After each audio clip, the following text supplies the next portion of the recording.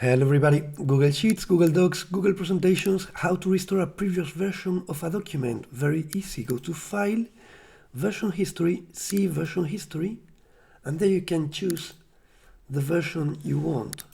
Look in the day and the time. You can also put names for that versions, and you can restore this version or make a copy.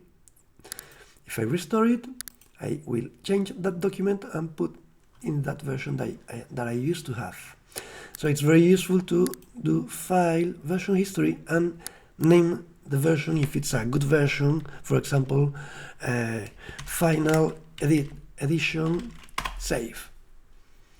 Then later on, if I regret the changes and I want to come back to that version, it's very easy. Because here I can go to File, Version History, see Version History, and look for that name. Okay, that is the name. Restore this version.